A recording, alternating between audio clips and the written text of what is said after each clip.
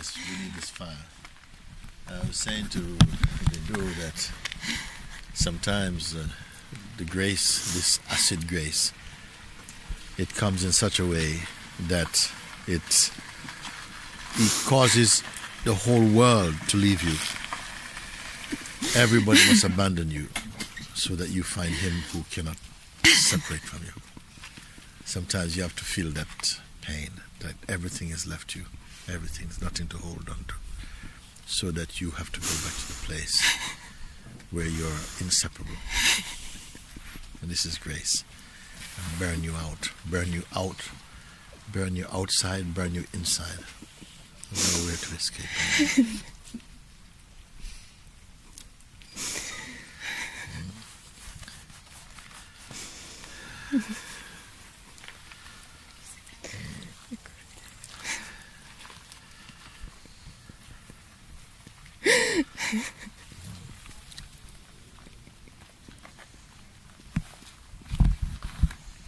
Sometimes you have to become a disciple of the truth in the life is the greatest auspiciousness.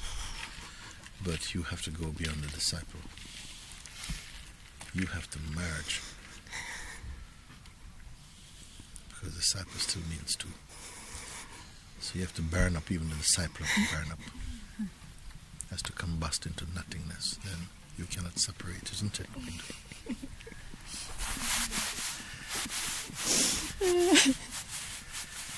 Yes, bittersweet. I'm sure that was the inspiration for the Chinese to make sweet and sour. One of their most popular dish. Sweet and sour. Bitter and sweet. Go beyond life and death.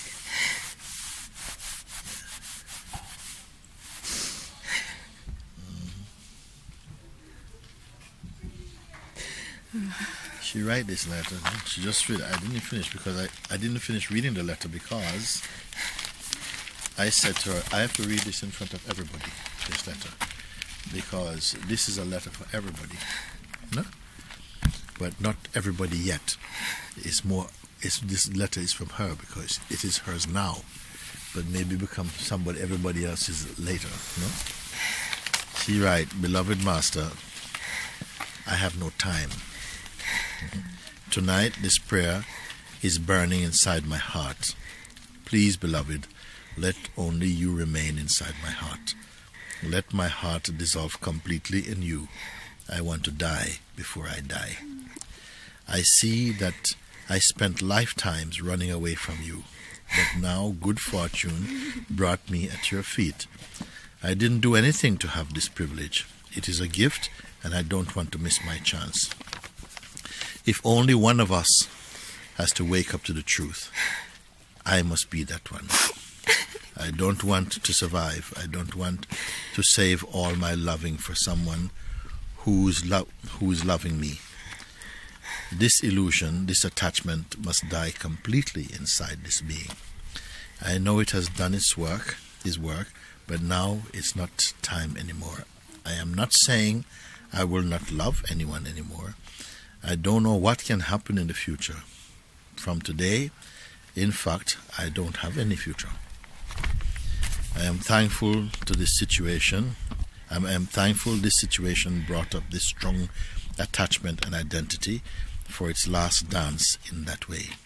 You often say you cannot make it by determination, and it is burning inside my being. I don't want to fall asleep anymore. I cannot forget you again. This laziness must disappear. This arrogance must be exposed. I love you endlessly, Bindu. When I hear someone who say, from today, in fact, I don't have any future. Have you ever met anybody who feel like that? From today, I don't have any future. You know, when you don't have any future, everything must come true now.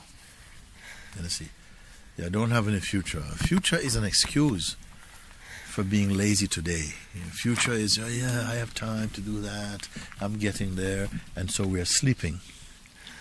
But when I told you I am happy because I don't have a future, meaning that I don't give my mind this type of playground to think about future, I want to do these things, because I've seen it is a hoax, you see. And you say, no, I don't have a future. And also past, I don't have time for that. And whatever is happening out there that my mind tells me is the present, also I don't want this. There's something much more exquisite than what time can give you.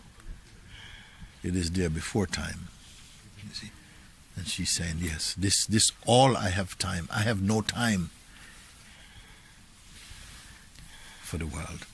I only have time for truth now. I am only here for truth. So that is something for me. This is my language. This is my language. This is my language. I know this language. When I say I know it, I mean that when I hear it, my heart cannot not respond to that. This is how the truth is. When you speak from the truth, God is compelled to hear you. The God inside everyone, the truth. But if you hide your God, then you sleep. But when someone speaks from the heart, they're on fire. You know, when someone is on fire, they're burning up. You know, they're not going to have a stupid conversation with you. They don't want to talk about the next dress they want to wear. And you're on fire. You're not interested in fashion. You're not interested in all these other things. Because your being is too much on fire. You see? You don't want to have anything, not even any residue you want left over. So you're saying, no, don't throw water on me. Let me burn up completely. This type of, when someone speaks from their being like that, no? Then you're in the presence of God. A human being different. Human being needs time to develop and to be rubbed down and massaged and told a lot of nice things and encouraged and so on. But when the heart is not that it has to be on fire. So the heart is on fire. What is on fire is what is not on offer what is not on offer up to life. What is not true, that will be on fire. When that burns, that peace that remains, that joy that remains, that love that remains, that completeness that remains. Are we all going to walk down to little Jamaica to get Kabir? Dum, dum, dum, dum, come here. Okay. You can drop it. You can drop it. He's reading Tintin to the boys. You can drop it. It's fine. Yes. He's reading Tintin, and here we are vroom vroom. We are vroom vroom here. He's reading Tintin. It's good.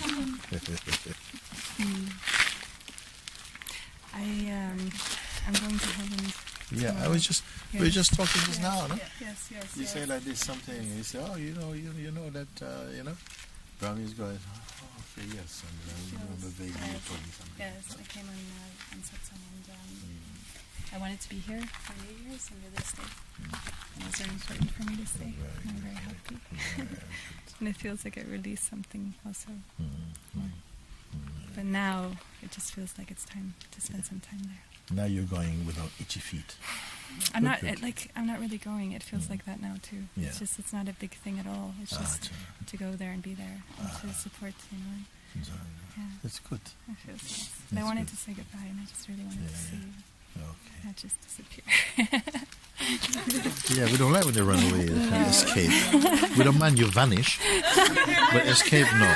Vanish, she will vanish so quick, there's no time to say goodbye, Babaji. Okay, that's okay. That's what she said. I'm not running. But escape. I'm not running, and it feels very good Very good. walk.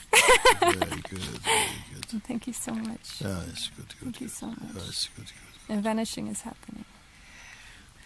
Vanishing, we know, no? Vanishing is happening. There's no other way.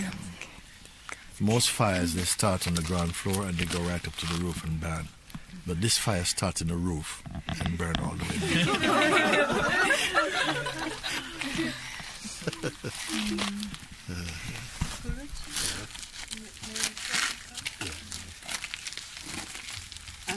Yesterday the satsang was very strong on me because I felt that there is still this so-called freedom of individuality. within me, and I would like to put this at your feet Yes. This and burn it completely, because it's nonsense. I can see it, how it's...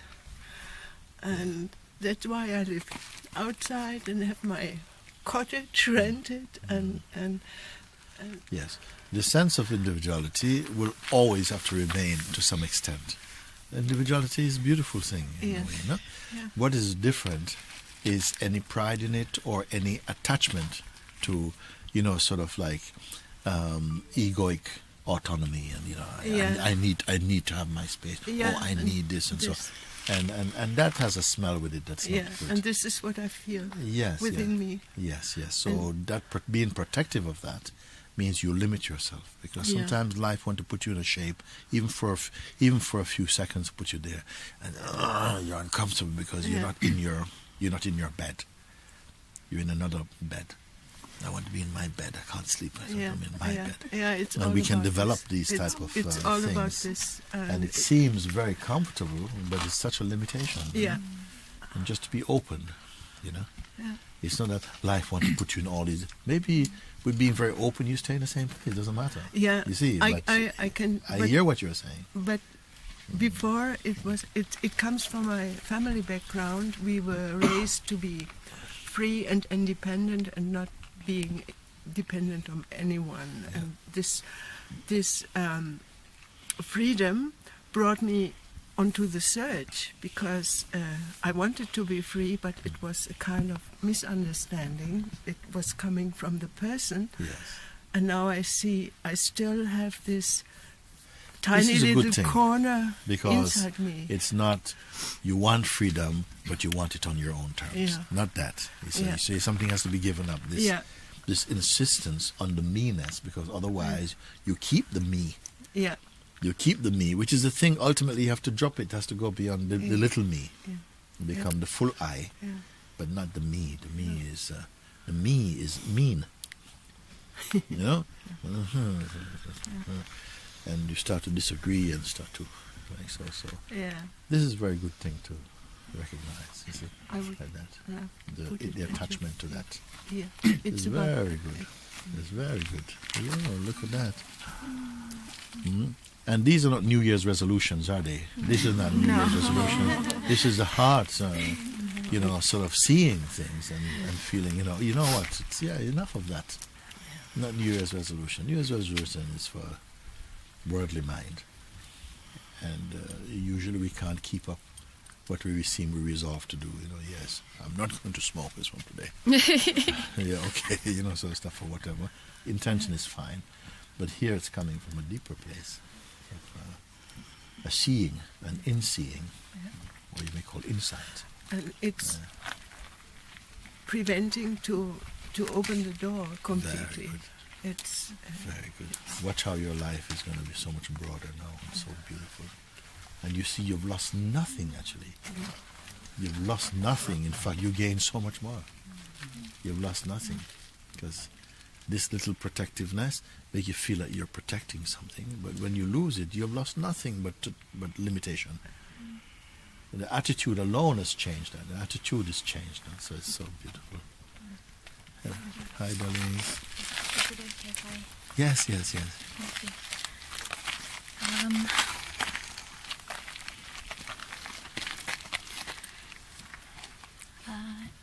In 2009, after a really 10-year search, I came to sit at your feet in London, and you told me to go home. You said, go home, and you will start your life at home. And I went home, and I have 2 young children, and I met self through my children. Yes. I didn't have any more books and any more teachings, and I didn't even listen to you, Jamie and Sienna. It was through them, the unconditional love that they showered upon me. And I met with all the parts of my mind that had not been mothered and hadn't been fathered. And I dissolved with them. I began to dissolve with them. And I'm still at home. Yes, yes. But I'm at home. Yes. And my daughter for Christmas, she drew me Monte Sahaja. And I knew that it was time to come back. Yes. And to be at your feet. Yes. Yes. And now I don't know. Yeah, it's okay not to know. It's okay not to know. You come and you're just here. And outer knowings are not important. No. At a certain point, outer knowings, the life take care of that. These are just the prasad of life is happening outside. But inwardly, we don't know what is left or what further grace can manifest and things like this. Yeah. And just to be in that into that open expanse, you know, Yeah, and I see. have Yeah. some mothers and children. They come and sit in the kitchen, Yeah, yeah, and they just come to sit, yeah. Very, very good. and that's it really. Nothing. Yes, yeah.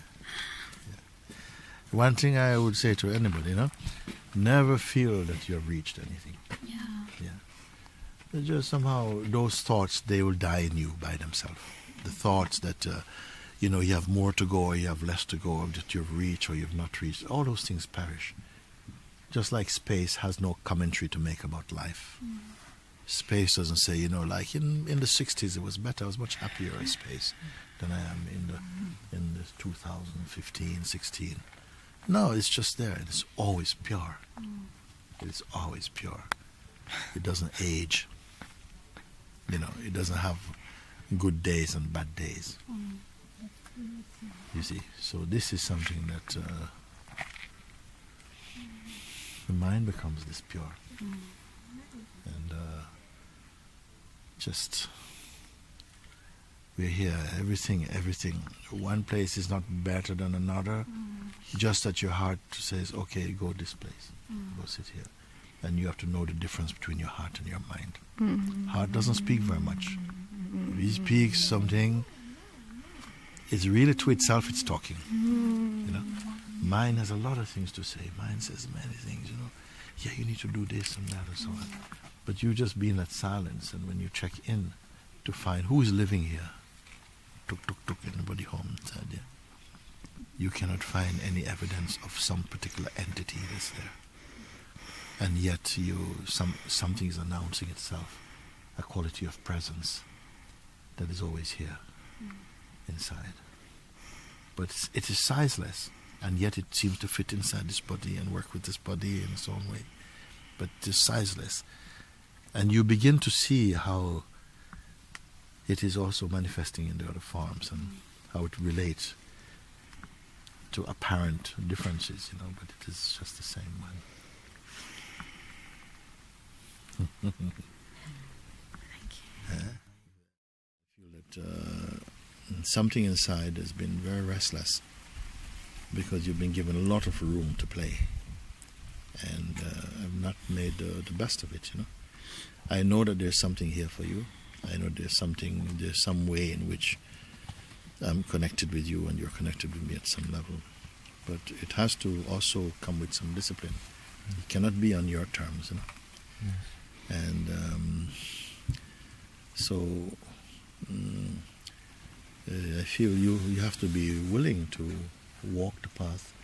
You know, it is really something to walk in the shoes of a disciple. A disciple means to give up your own sense of what you think and to really walk, because we don't always know what's good for us. The only thing you can say that can be, that you can say, well, that's right, is that if you feel that, you know, I need to wake up from this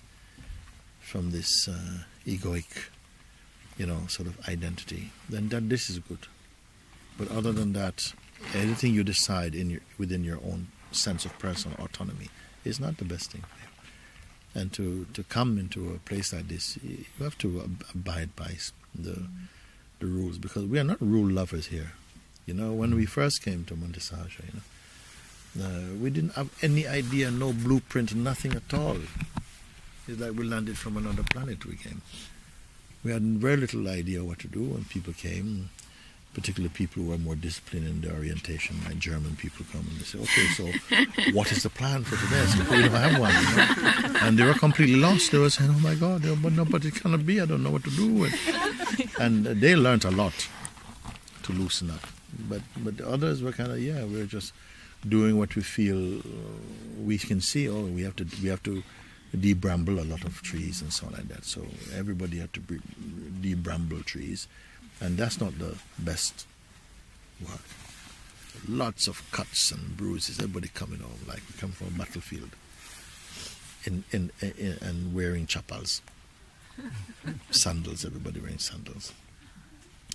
So we just work like this. But gradually, it came that some rules had to be in place because it's clear that some people live in such a way that they don't show care for others or just they only take care of themselves. So then we had to say, listen guys, it has to be different. And that's how they kind of it started like reminders didn't work, and then reminders became rules. And then the rules didn't work, and then it became law. In a way. We don't like it, but you say, well, we have so many things to do. I said, well, because without it, it's worse. And then when we are, as it said in the scriptures also, the law is made for the unrighteous, not the righteous. You see? And what is righteousness? Because they were saying that, everybody has to follow these 10 commandments. But something was beautiful when someone asked Jesus, what is the greatest commandment? He said, to love God with all your heart and your mind and your soul and your strength. And then next thing, to love your neighbor as yourself. He said, within these two, in fulfilling these two, you automatically fulfill all the other laws because they were the highest. And both of them said love. That you must have love for God, respect for God. Because the one who has that respect, that one is wise. In whatever way that God appeals to you, with form or without form. But it just means the higher principle that really is holding and manifesting the harmony of existence. And an intelligent person, any intelligent being knows that this world is not a chaos. There's a harmony, an underlying harmony. We see chaos because we see when we are functioning from merely the body-mind idea. Individuality, ego, creates a lot of distortion, creates a lot of disharmony. But that's not only what is here. Underneath that, a great harmony supports that. It is even in that, it's so great that it allows the sense of disharmony to manifest, knowing that disharmony can never overcome or go beyond the great harmony. The great harmony holds all things. And the great harmony is the nature of God. It says, love God with all your heart, your mind, your soul and strength. Means that you are in obedience to that principle. You love it, you honor, you respect that. That is intelligence. And then to love your neighbor as yourself, meaning that if you love yourself, or if you love your family, they are, in God's eyes, they are no more special than another family. A human being will love a family because of attachment. You think, well, this is mine and this is me. So we give special love and attention to that. And then other families say, it's not me and not mine. So you don't give love to that. But intelligence knows that all beings are lovable in the core. And it's because of the unlove why we are not lovable. Actually, we behave in such a rebellious way. It says, love your neighbor as yourself. That seemed a very simplistic way of putting it, but we have moved so much into the field of disharmony that we cannot just simply love your neighbor as yourself. First, you have to begin to understand yourself. You cannot love your neighbor more than yourself, but you have to first know yourself. Yes. You cannot love your neighbor first and love you, because without knowing yourself as love, then the love that comes from you will be biased. It will always be manipulative. It will always be a farce, a face, just to get something that your ego wants. And that is not love. No. So the one who knows themselves, have found the universal self, has found God. And with that love alone can love everyone. A person's love cannot love everybody. Try as much as you can, and it's not bad to try, but you'll find at least one that you cannot love. Your neighbor or something, oh my God, it's like it makes me fail my Bible because I can't love him. I can't love this one, I can't love that. Because why? You look only at their actions and cannot look beyond their action. Maybe nobody's ever looked beyond their actions. Some people's actions are so terrible that that's all you see. You can't see them yet. Wherever they are, seem to be buried deep down inside the package of their actions or something. Only someone who is wise enough to look beyond the surface of things knows that only the self. Without the self, you cannot be here. Even as an illusion, you cannot be here. So the final and ultimate authority of your existence is the self wishes that you are here. The role you play, the whole world may hate it, but God has a part for you to play. You see? And just like actors on a stage, you go on the stage, you may play a good part and a bad part. Sometimes a bad part in a movie, the actor gets better paid than the good part. Because it's much more rich. The whole film hangs on this bad, Al Capone or whatever it is. He gets the best part, you see. But at the end of this day, when he goes home, he's not Al Capone anymore. In front of his father, his children, they don't call him Dada Al Capone, They call him something else, Daddy, husband or something. You see. So the roles we play, we have taken much too seriously. And that's why we get into trouble. So this thing to really grow in the way, it's not enough to just say sweet words about it. You have to willingly sometime allow yourself to be challenged. Some things you may hear me say, something inside you may disagree, and it may feel so deep and so profound. And to be able to open up to it and to say, okay, let some space into this. So gradually you conquer your bad behaviors, Some people have to start at behavior level. Others don't need that. They're already sufficiently flowing smoothly that we can do the internal work much more, or get to that part.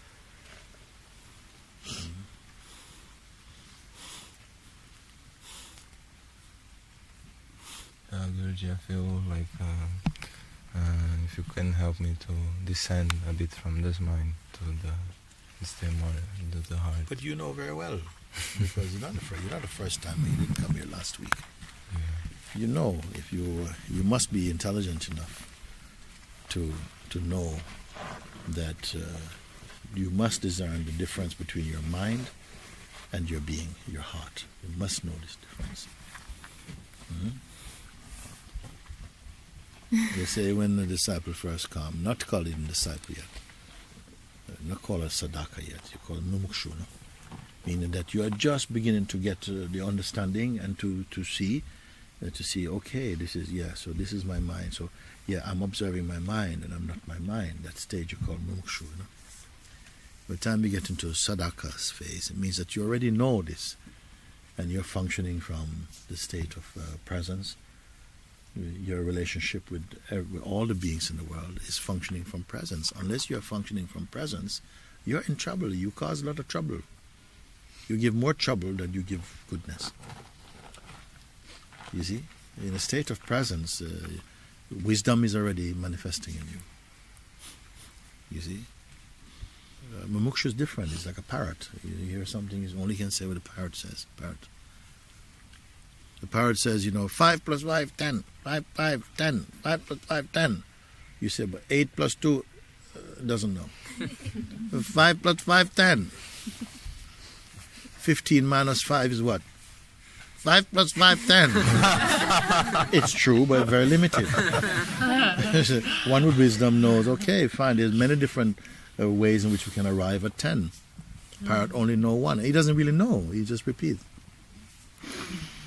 So that's not even mumukshu yet. That's stupidness. And many people come to listen to parrot, So by sadaka means the one who is already, you can go, and when people may not want to keep your company, much people, But when come trouble, they want to come and see you. Because they know, people they know. They just don't want to face that you have to correct them maybe. So they keep away from you. They go to the people who tell you, you're doing so well, never mind, oh, don't worry, and kiss your hand and so on. Whereas a really good friend may tell you, listen, you really screwed up in that one. You should not have done that. You know? And the best thing to do, go back and just make an apology. Then you back to ground zero. I can't apologize. I can't listen to that. So next time they don't come to you, but they know you're right. And these are the people who only in time of trouble they'll come to you, in real trouble. Because the friend who just rubs your back is not going to help you. But the one who will tell you, listen, okay, it's pretty bad. Let's see what we can do and find a way. They will never tell you there's no way. A wise person will never tell you there's no way. You cannot be free. You're born to be bound. They will not. They can tell you that. Yes. It has been done. We cannot tell you, because sometimes the mind wants to take kind of refuge in these type of things. You see? So sometimes, like this. I said one time we had one person in satsang in Lucknow. This guy was always fooling around and always, up to some kind of nonsense, wasting time, always with the girls all the time and stuff like this. And then one time he came up in satsang and was talking, like even when he was talking to Papaji, he was always just looking around and this type of stuff. And he was asking Papaji about freedom, and Papaji says, I think you're wasting your time.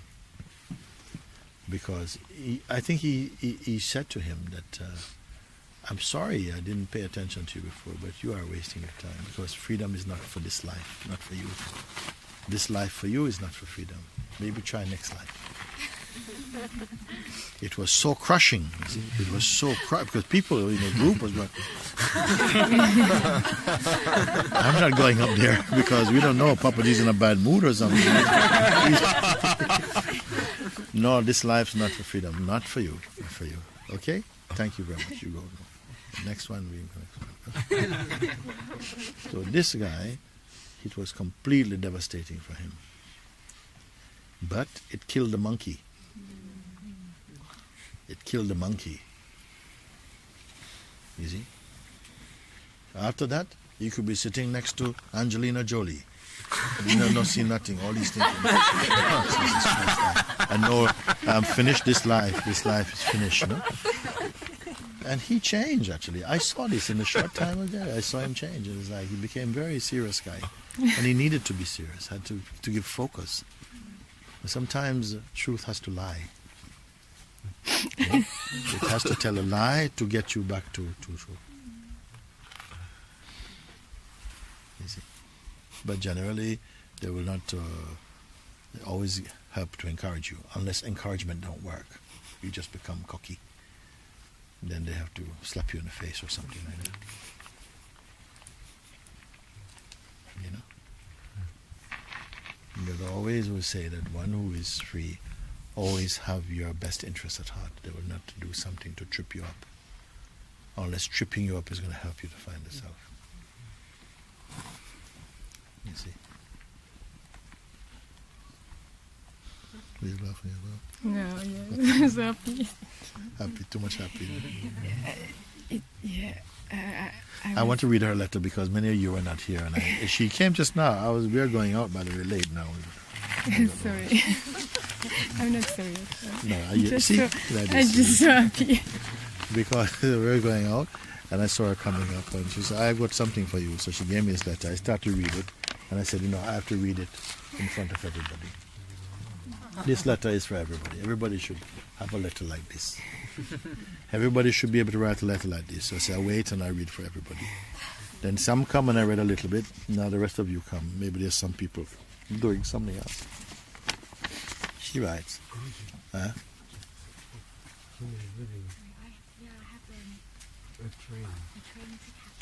Aha!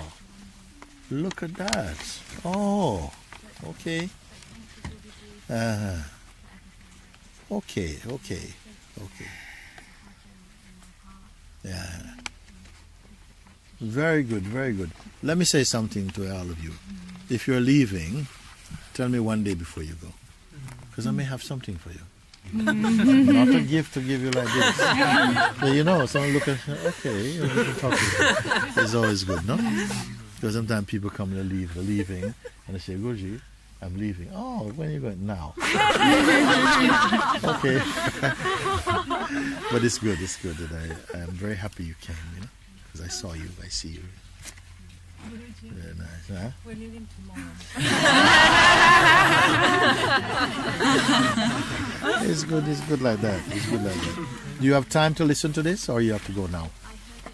Oh, you heard it. Okay, you can go then. We don't have actually, we need to run now. Okay. Thank Good. Thank Love you. Love you. Love you. Very Very nice. Love you.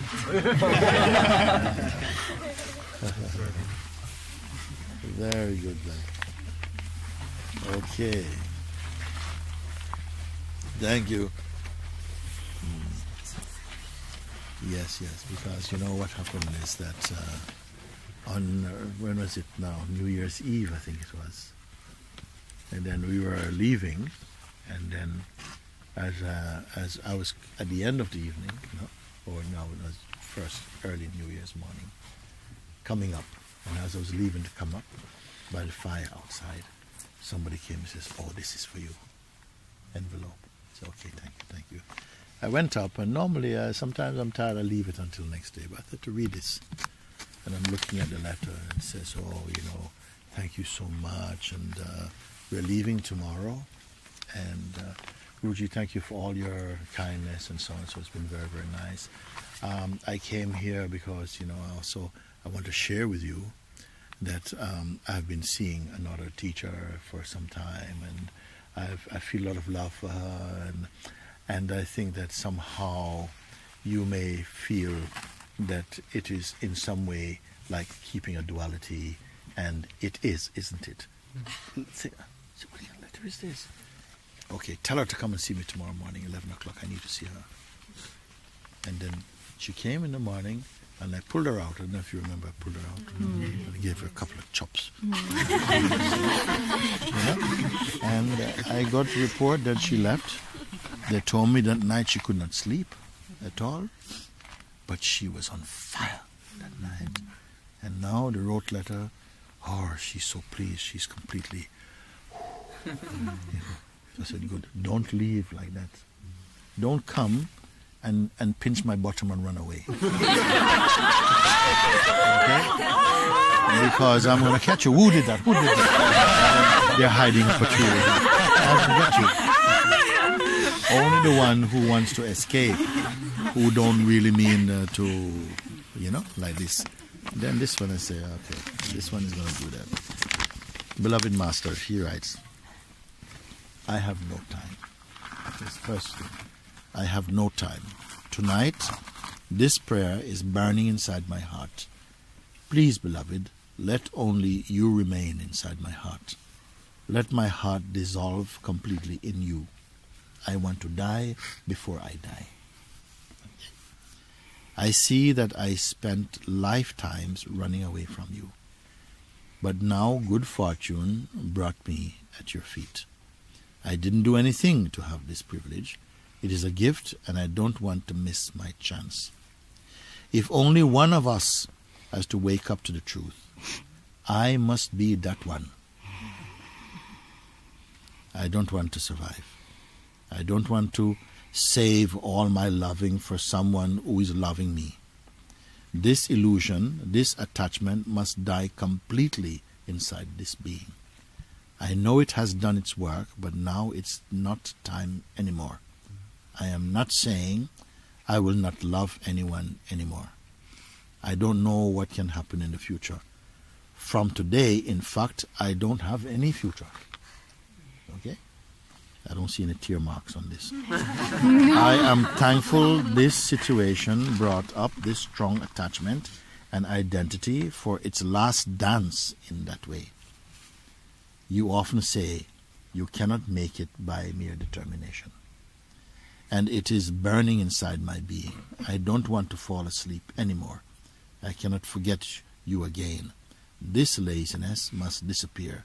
This arrogance must be exposed. I love you endlessly. Bindu. Is this one? Yeah. Is it? Okay. So what kind of letter is this one? This is a now letter. This is freedom letter. This is freedom words. Sometimes people ask a question or say something. I said, it is not freedom question. I'll answer. This is a knowledge question. People ask question. It's a knowledge question, and a knowledge answer will satisfy them. It's okay. You know? Like, Uji, what happens after we die? And, okay. After, depending upon the level of your maturity now, it will determine what your experience are. And that is a knowledge question. But someone saying, I can't breathe, Uji. I can't breathe anymore.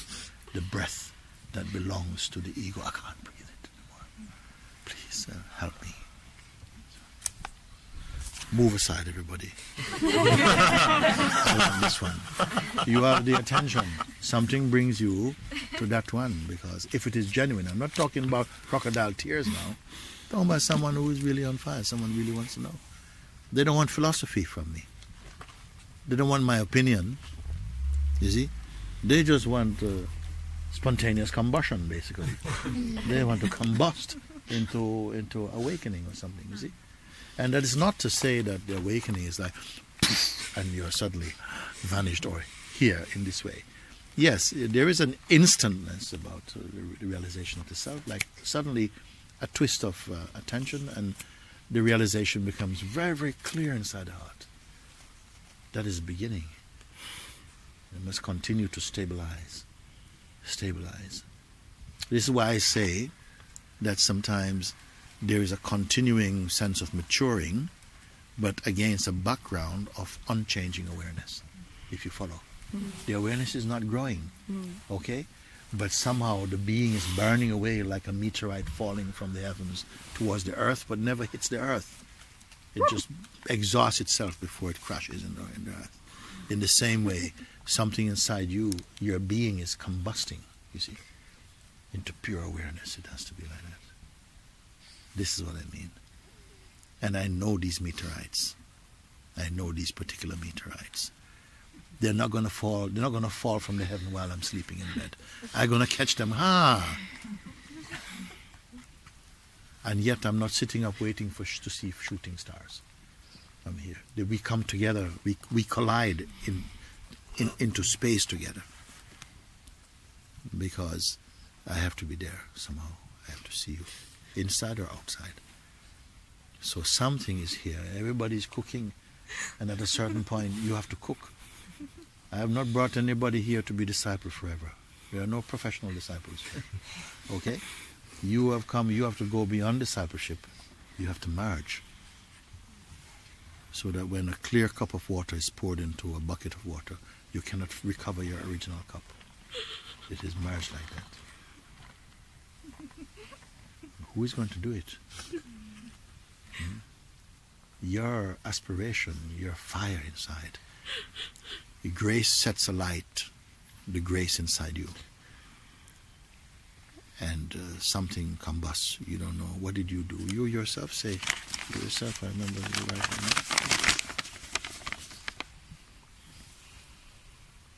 now. I didn't do anything to have this privilege.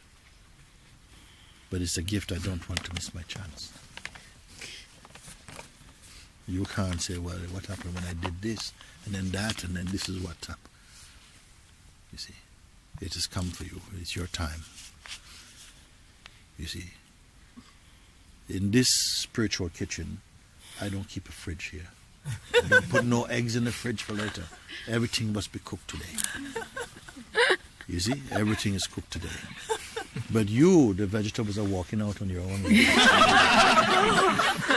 Looking for earth, and said, no, it's time to cook.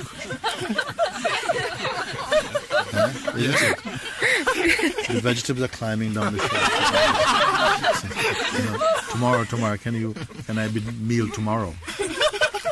And you say, no, I want you today. You're broccoli, no? This is laughing broccoli here. Potato. Mashed potato, yeah. Meaning, you can eat it without teeth. Yes. You have to be so You have to be so softened up. Even Granny can... We don't need any teeth. You are softened up enough.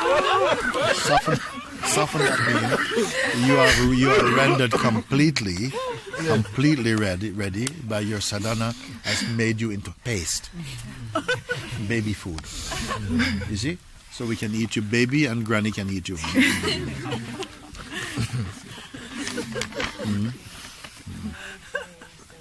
This maturity is being harmonized inside in my own being. This is being done only and merely serving you at the same time. Nothing more, just even 1 second. What happens is that as you begin to discover, because at one time we think that it's almost like what I can give to God. What can I give to God? To give. Some people give the things they don't want. When they make a gift. And even to me they bring their old gifts they don't want. They come and they bring also a box of mangoes. And with only 3 good ones on top. The rest is all kind of, just to make an impression. This is not a gift. This is not a gift. And some people come and give you what they don't want. Some give you what they do want, what they do like, they give you. But who gives the giver? You see? We come and you put, you go to the lion and you give him, a tin of tuna fish. He doesn't want, he's in a cage looking at you. And you are giving him tuna fish and bird seed. And he's saying inside his mind, saying, now, why don't you stick your head through that? And I'll be very interested. You're going, come on, kitty cat, come on, lion, roar, look, kitty cat, smell tuna. And I said, no, you put your head inside, okay? And all of this will be nicely taken care of. But you don't want to put, not even your fingers you want to risk. You want to put there. So in the beginning like this, we feel you're giving something. Only when you begin to be touched inside your heart are you giving your whole self. First you give things you don't want, then the things you value, then the things you do want, then you offer yourself. But only when you feel that this magic inside, that taste that no flavor in the world can give you, incomparable, then you say, yes, yes, take all of me. Take all of me, because then a miracle kind of mind comes. How you're going to say, I give you all of me, when I've just enjoyed the best thing. You think, I want to keep myself to enjoy the best thing. But this makes you so mad. The divine love makes you a little bit mad, enough to say, listen, I've had such a best taste, that I want to give all of me. If you give all of you, who is going to taste? You, which is the same as you. You give you up, and you are left. This is the great beauty. Because we always think we are losing something. You're making a sacrifice. Why I have to give all this stuff? Why I have to give my time? Why I have to give so much? Why I? This is the selfishness, the miserliness of the ego. What I have to give, like anything really belonged to you. When you came into this world as in an infant farm, you had nothing. You didn't even have teeth. You had nothing. You could not survive on your own. You were connected to some umbilical cord. And now you're strutting about so proud. Yeah? Like you came here as a master or something. Your love is so much. I don't even want to say it's too much, because your love is, your love is just, you just keep, you're too much. I love you, you're so much, you're so much, you're so much. You're so much, you're so much. You're so much, Guruji. You're so much, you're so much. You're so much. You're so much, Guruji. I just can't cope.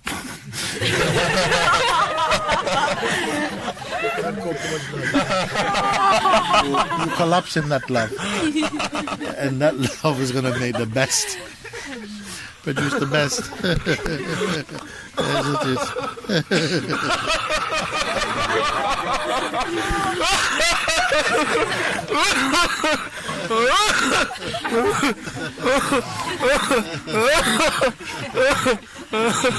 You see, the love even frees up your phlegm.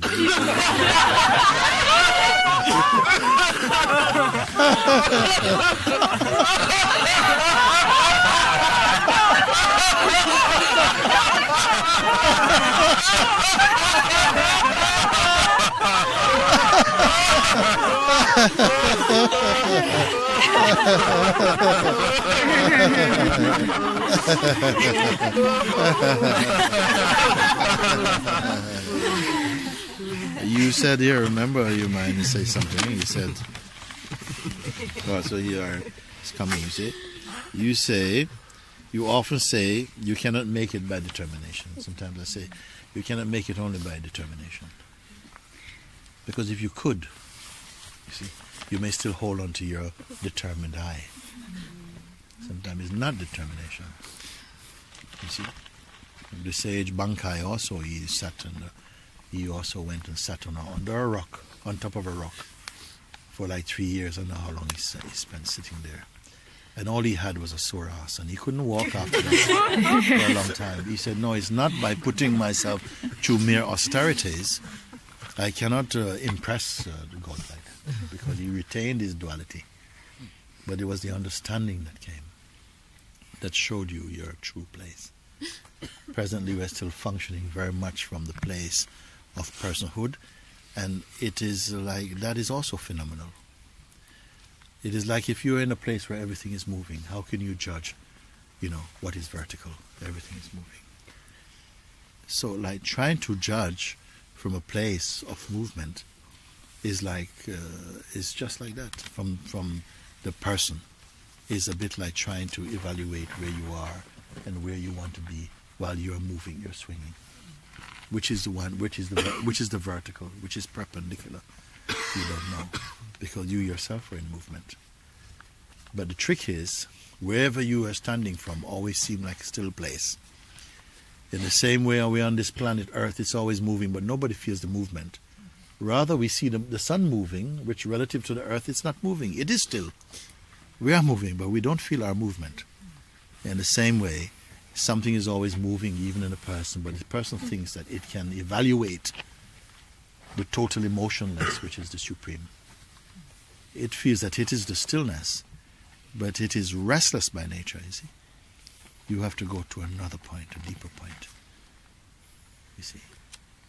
And while we have pride, you will not have the aspiration. And also, it is said that the supreme will not honor an arrogant mind. You see, it cannot be tricked. So the understanding comes, you sit, you listen, open, and try to follow what Master's words are pointing. It's pointing. Where is it pointing? Which direction? In which direction is it pointing? Is it up or is it down? Is it left or right? Is it inside or outside? And he said, but it's none of these places. The end of the finger cannot touch any of these places. And yet, the finger in all of its movement is being watched. In what direction is that absoluteness? And you cannot just know it in your mind, you have to know it intuitively. You have to unbecome to know it. Because it is the uncreated one. So anything created is not it. It is only an image in it.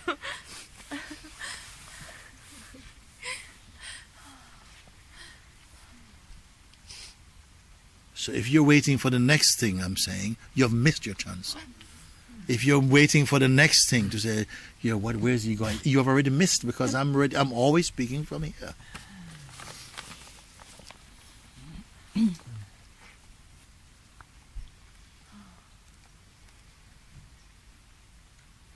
The map is not the territory. The menu is not the meal. Don't study menus, don't study maps. The scripture is not the living word. But you buy a book called the Bhagavad Gita or the Bible, and it's only a book. But when it touches your heart, it becomes scripture. It becomes living words of God. It has to connect with you. It has to come alive. It cannot stay alive on a page.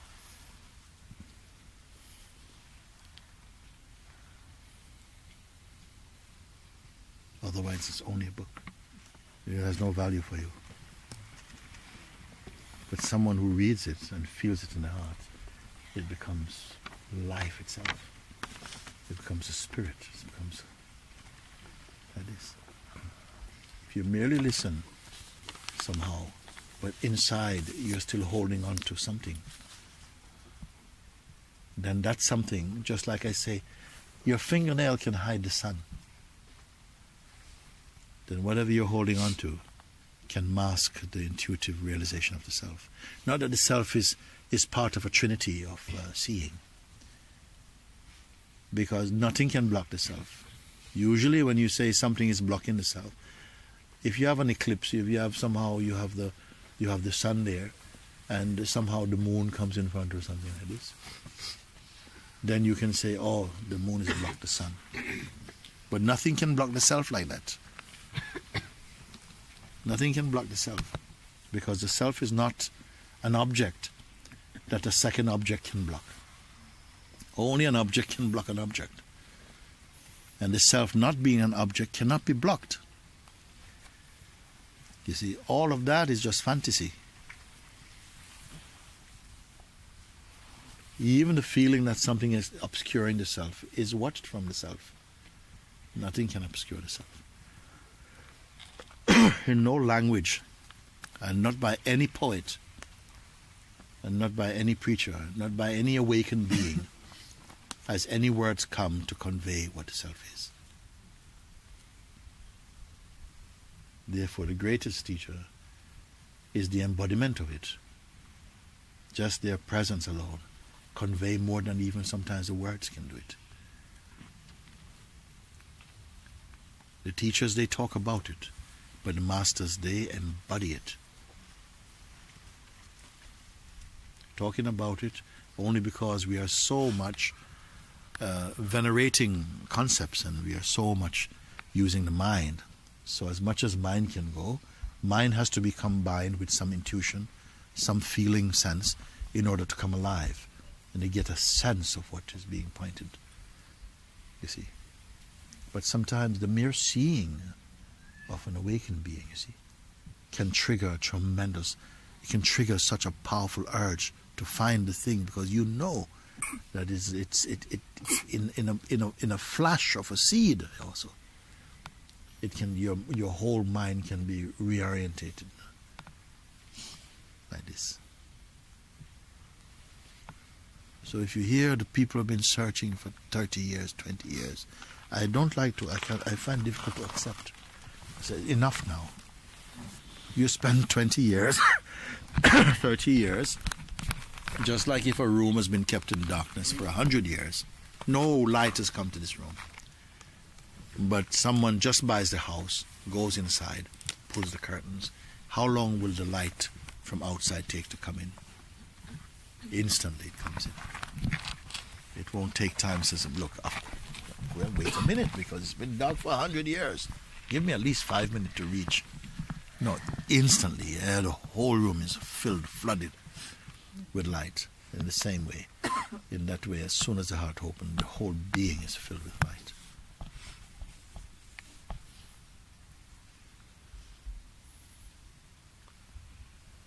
In the Bible, it said that the light manifested and is in the earth, but the world has not understood it. This is the light of consciousness. This is the I am light. This is the Christ consciousness, the Shiva being, the Krishna consciousness, same thing. But the world has not understood it, not understood what it is. The greatest is here, but it has not been seen because we have not developed the eyes to see it. The eyes have not yet been made pure enough, nor the mind pure enough to comprehend the things of God. We see them in common sight. But with our divine eyes, we are blind. Satsang opens your eyes again, makes you alive again. And especially a life that does not come to an end.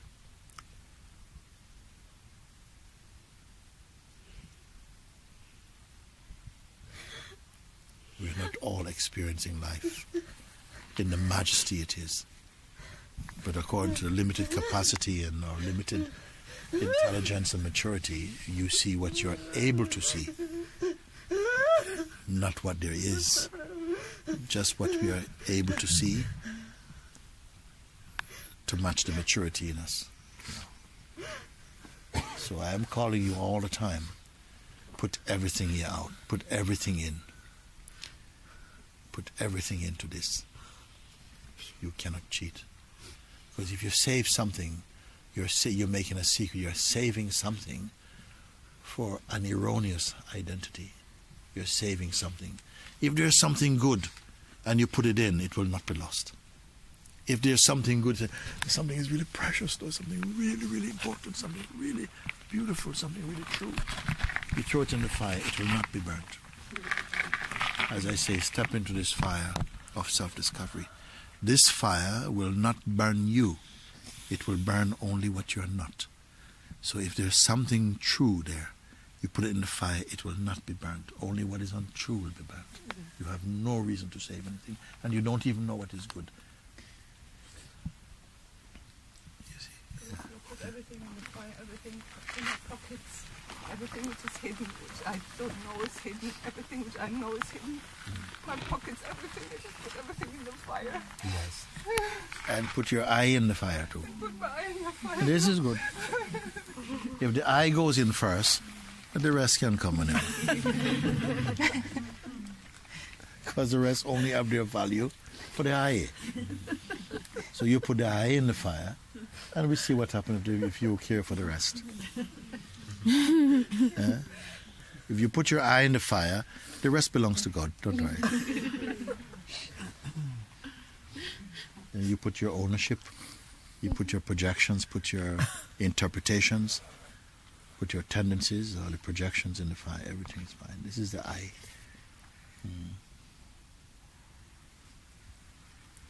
With this inspiration you must live. Because you will never be just bored. Even if boredom comes, you'll see it for what it is. It's just another shape, another cloud. That's all. Why would you cry over another cloud? Sometimes people may insult you and you'll see people crushed because a family member says something derogatory about them. You're crushed because someone who is not even aware of who they are, of what this world is, curse you with a language of ignorance, and you're crushed. How can you be crushed like that?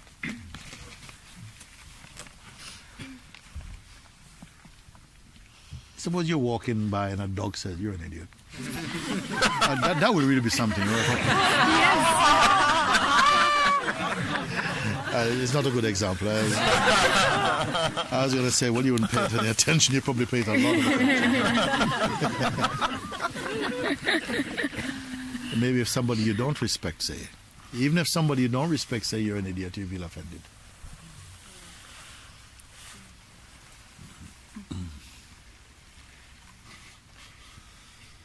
There's a saying that it's not good to bite, but it's good to be bitten. When you're bitten, you somehow feel all your stuff coming up. And it gives you a chance to see what if you're too comfortable, too cozy, you don't see. You don't see. Yeah? When you're proud, you think you're full of such wonderful things. Every part of you is good. But when you have got diarrhea, you look at this, oh my God, I'm full of so much wonderful things. Can you be proud? How can you be proud when you have diarrhea? You don't feel proud.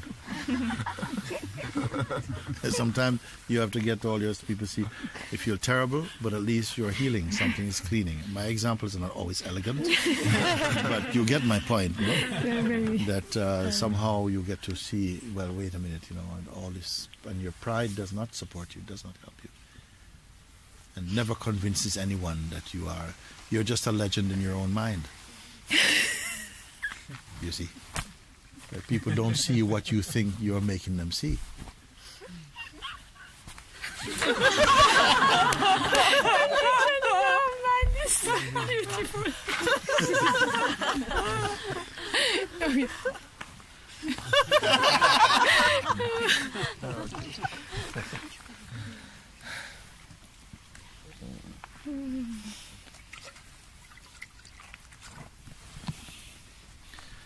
Who is going to survive these meetings if you bring your heart to it? If you listen inside your heart, who is going to survive? You will not have any chance. You will not have any choice. If you come and your heart is open, you don't even say, I don't want to survive. Even you may one time before you finish your sentence, you're gone. Would you? You're gone.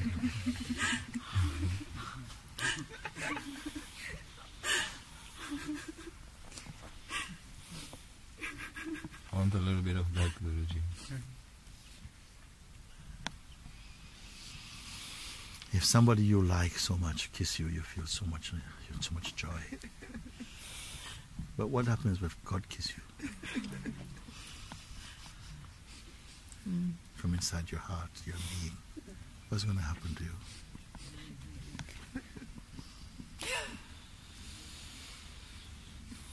And God is kissing you all the time, you don't know. That's why I say we are stupid. You can only be mature enough to recognize what has always been here. You don't have to create anything new, anything fresh. You only have to see what has always been here. If anybody tell you anything different, I say no. Anything different is only another configuration of the 5 elements in their dance as manifestation. Some people know that. Even something new, yeah, I've seen it before actually. It feels like this for me, every face I see. I could go to Timbuktu or someplace in the Sahara or wherever it is, Iceland or whatever. And everyone I meet, I know them. I don't know the detail, how old you are. This is not you, actually. But I know where that light that shines in your eyes, I know where it comes from. To that one I'm speaking. You see.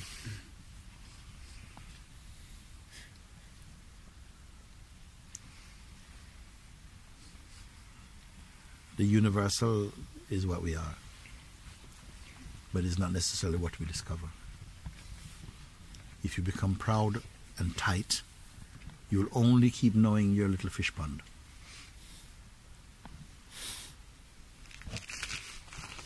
Satsang opens all that up. It crushes your boundaries and show you they are imagined. I want to be crushed. You want to be crushed.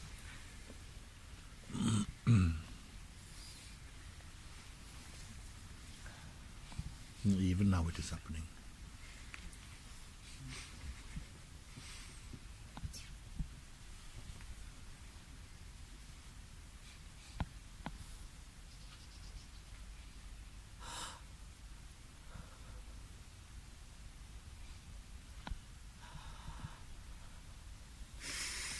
The true being cannot be crushed.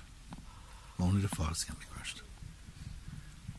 And crush is only a metaphor. It doesn't even have to be crushed. It only has to be seen. You cannot destroy what doesn't really exist.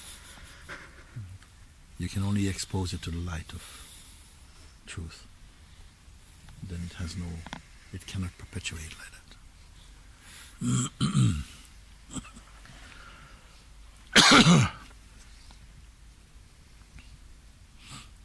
while we're in the world or in the worldly mind, we are very gullible, very easily influenced.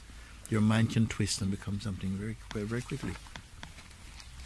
For some people, even somebody whispers something in their ears, and their mind is changed and taken another form. But not so with one who is stabilized in the heart. Their wisdom never leaves them.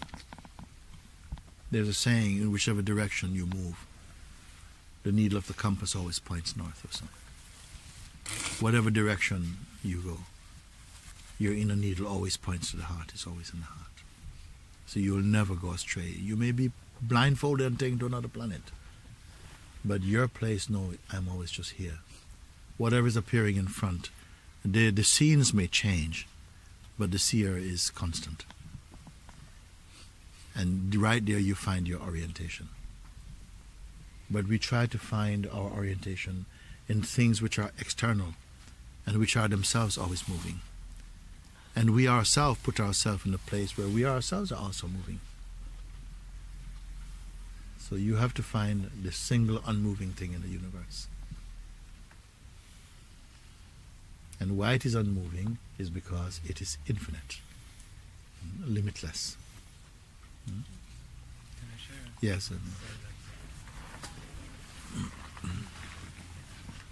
movements in my being have been very strong. It's always shifting. Everything I know is changing all the time. Sometimes very fast pace, and sometimes very light. And it's like almost this, there's nothing to hold on to, but I see those things trying to pick up some type of shape.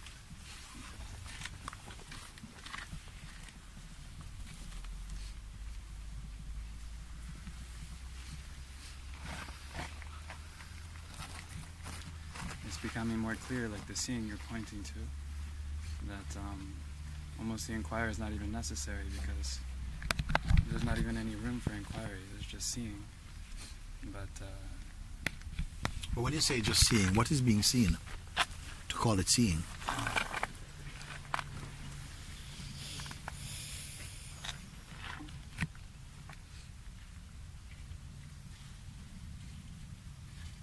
You see, this is a powerful inquiry. Inquiry will bring an answer to this very quickly.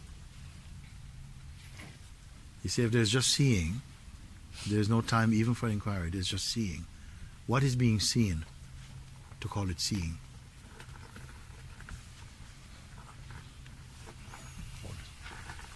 There's still some separation. Yes.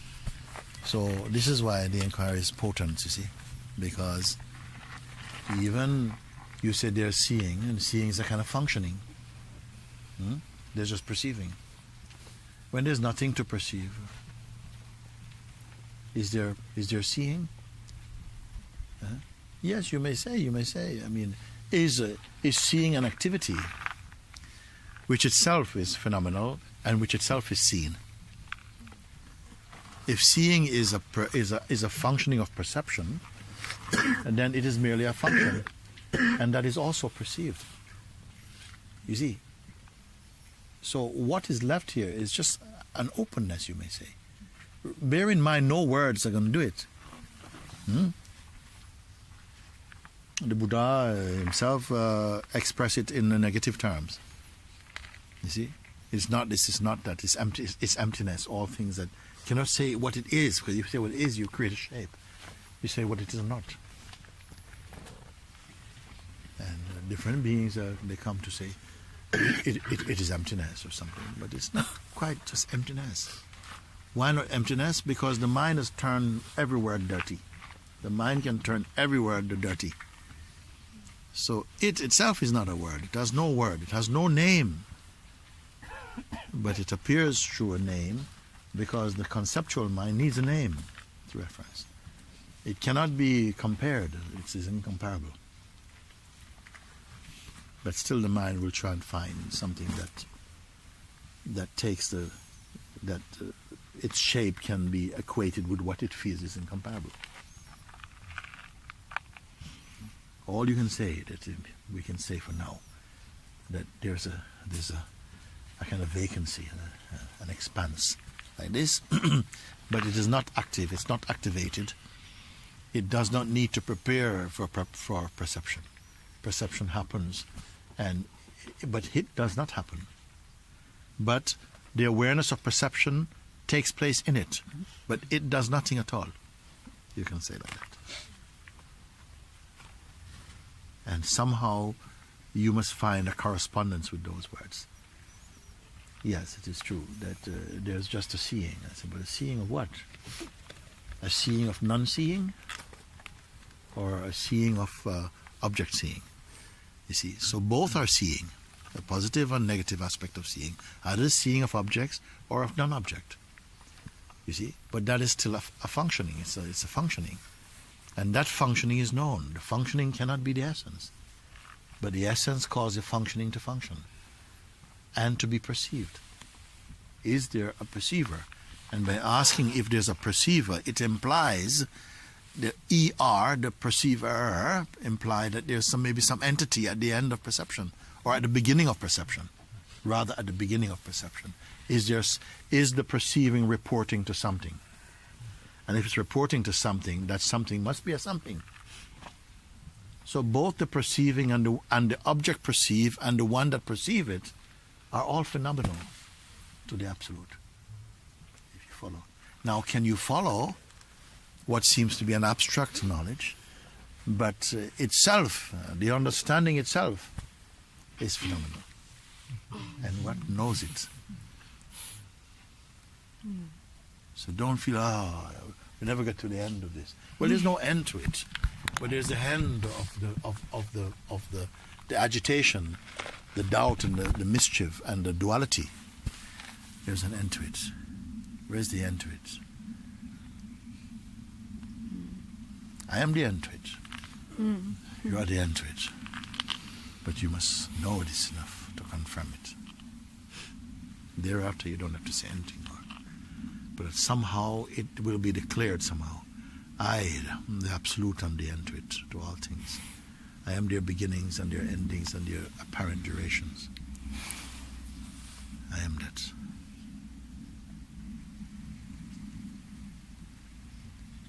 Time is simply my toy. And then you must know this. And this without any arrogance. Who's there to be arrogant? From here is generated the expression called love.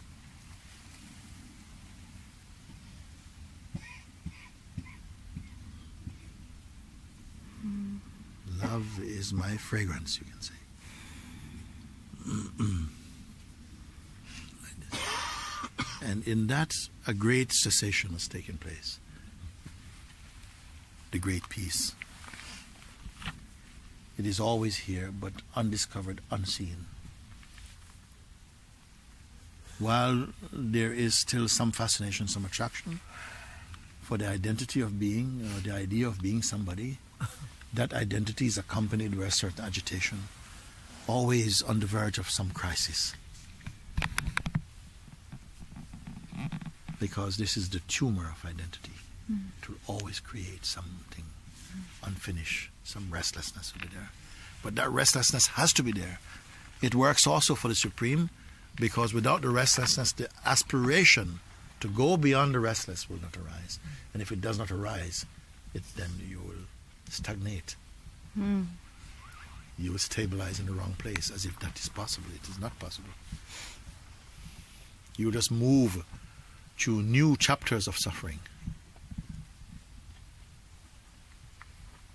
which somehow the being has deemed it enough for some, enough suffering.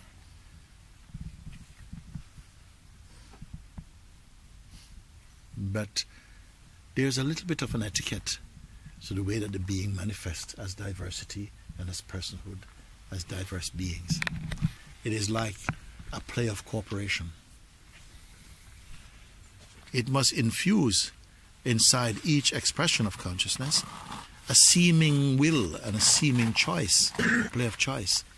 So that in the instrument there must be the play of choice to choose righteously between that which is relative and that which is absolute, or that which is true and what is false. And by doing that, it exercises and stimulates grace to come more fully in front. If it stays in the shape of a person or any individual autonomy as an entity, it will always anticlimax. It will not reach there.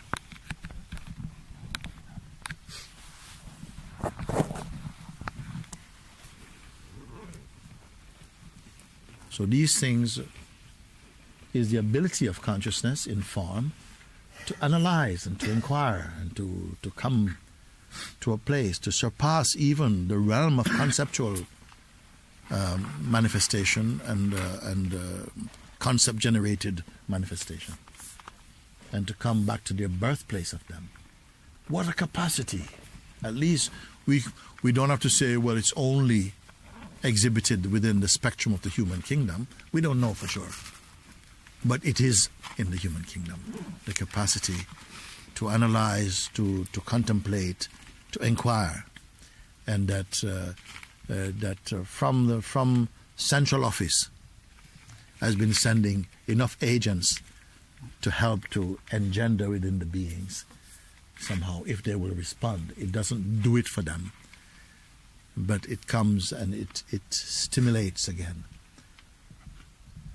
you see, to find that, as I said, that G-spot inside every being, the God spot, whereby you're aroused again into some,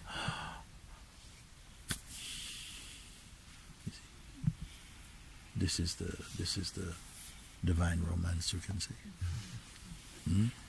That something is so triggered, because you cannot just do it with a flat, boring, kind of, it will not be aroused. You are just in some tamasic negative state. But in the state of being aroused inside the heart, where you begin to feel the pulse of God, the vibration of a higher presence, where true consciousness is raising the individual consciousness into a higher altitude, so that the negative threads of egoic thinking cannot, you see. Otherwise, we're like Gullivers in Lilliput, brought down and held down by threads. The threads of desire and attachments and fears are just little tiny things collectively bind. But something that is able to raise up to such an altitude of consciousness that you're automatically raised into the level of pure presence. But what happens is that we are not able to somehow to stay in presence, we, meaning that depending upon the strength of our identity with personhood. The amount of things we're attached to, dreams and objects and so on, which we can love, but it seems we get confused with love and attachment, with what is necessary and what is essential, what is important and what is essential, what is attractive and what is pure. It's all muddled. But just through grace, all these things are clarified, pacified, healed, harmonized again, like that. It is not to the individual. Individual person cannot do it. Even if I tell you have to give up smoking before you can be free, people struggle. Oh my God, then they start to dream of cigarette and they're going to be without their cigarette and all this type of stuff. So it's not by just personal effort. It's by this being opened to say, yes, I by myself I will fail. Yeah. By myself I cannot do it. Please, I need your grace or something. And that attitude humbles the heart, makes it more pliable and open and receptive to more subtle truths. Yes. Yes, yes. Yes. That's good. Yes. It's just the play. The play has to happen. This play. This is what all this is about. This play. We can enjoy all this. The five senses can, and the mind can enjoy. Five senses and mind. Mind without mind, no senses cannot do nothing. They can enjoy all this, but enjoy is not enough. You're free to enjoy, free to be free, free to be bound. But as soon as that seed of desire for truth and freedom, that love sprouts in your heart, a true love that moves beyond this kind of localized version of, nuclear love, which is only for your family and friends, start to expand, in fact. That's the magic that begins to happen in your heart. Then your being can comprehend, it can waltz with God. Otherwise you cannot, we're just too selfish.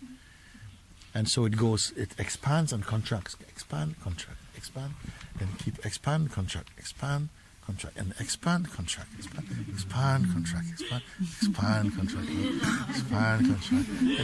contract, can't contract, and now fly.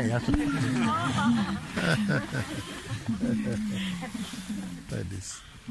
I have to go now. We have to go and do something. Yes. You see, universe, God's grace arranges these meetings like that. Who else? No? None of us have intention. This morning, no, by itself. We meet. We don't know where it will lead. Who sets this timing that I'm coming down, bump into Bindu? I've got something for you. And look what it leads to now. Many beings come. And through many beings, maybe they write and say something. They was touched by this thing. It goes boom, Facebook. Whoa. From one seed. It's true.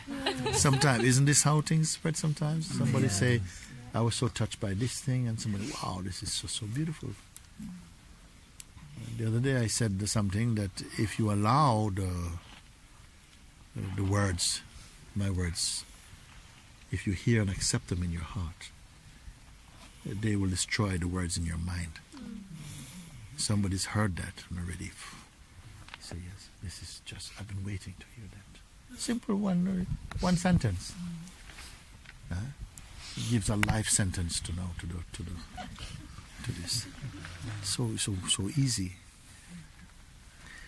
No one can plan a life more auspicious than the life that is unfolding by the cosmic will. If you accept that, you'll find your life. Otherwise, we are searching through our ego. You try many, many things. You're going to kiss many frogs before you find your prince. You know what I mean by that. That we are trying many, many things, but your wasted efforts because it is not what is truly compatible with this body. This body is made for some expressions. But you may try out some things. Isn't it? We love this freedom. Maybe you have a relationship with someone who the really highest thing was to be good friends. But then you became lovers, spoil everything or something. You understand? Did I use a good example? But I don't mean that specifically. I mean lots of things that we do.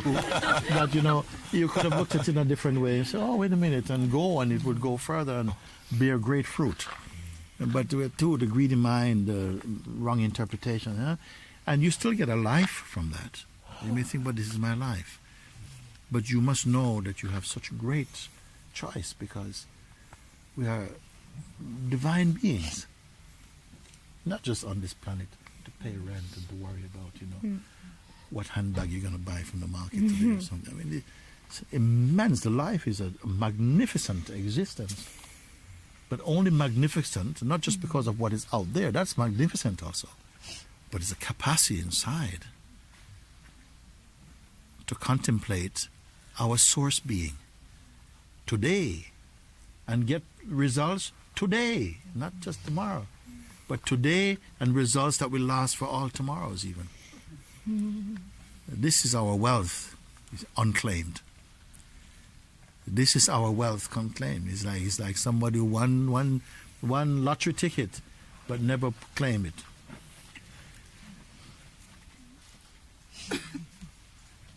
Winners from the beginning, but maybe losers in life, in our way that we live the life, or in how it's played through the mind, not knowing that this is only movie. It's only movie.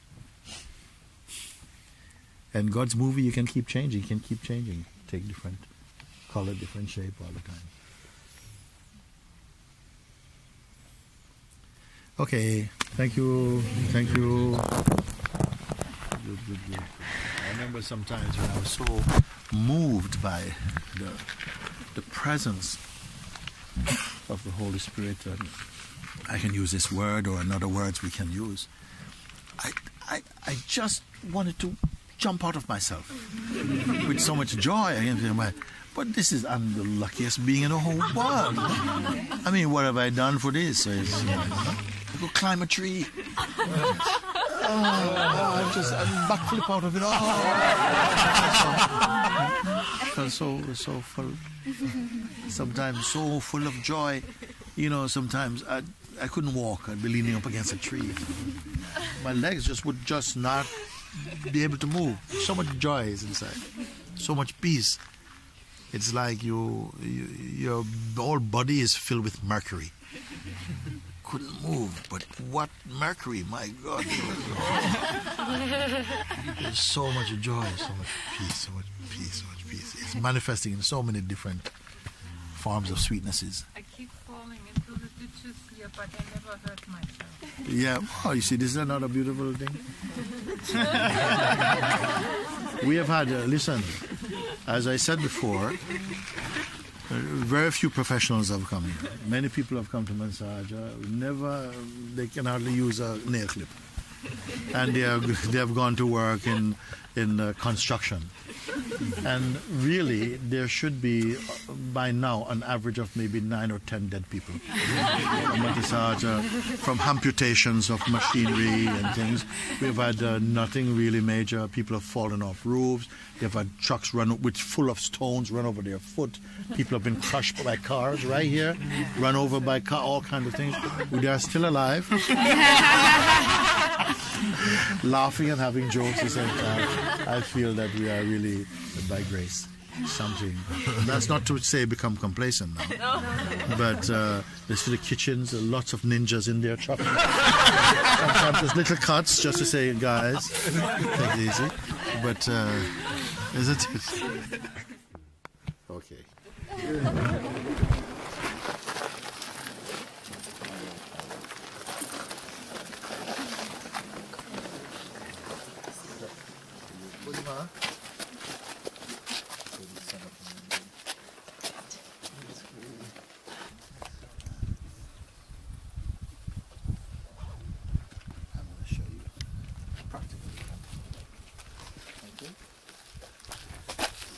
She said, I don't know how to surrender, Guruji. So I said, I'm going to show you practically. Now I have to think of something.